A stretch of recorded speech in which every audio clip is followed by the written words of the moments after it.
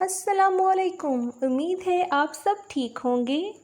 आज मैं आपके साथ मिडिल क्लास लड़कियों की वो बात शेयर करूंगी जो आपको कभी किसी ने नहीं बताई होगी।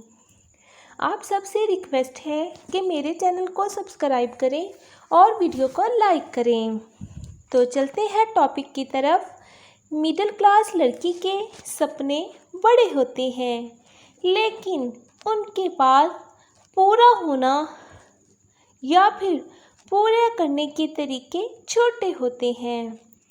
वो ब्रांडेड कपड़ों का सपना देखती हैं, पर सेल का वेट करती हैं। वो दुनिया घूमना चाहती हैं, पर घर के खर्चे पहले आते हैं। वो अपने लिए जीना चाहती हैं, पर फैमिली के लिए जीती हैं।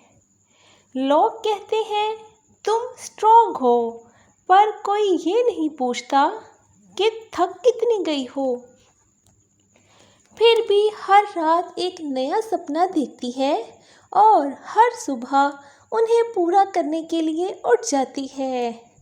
ये होती है एक मिडिल क्लास लड़की, खामोश पर सबसे ज़्यादा पावरफुल।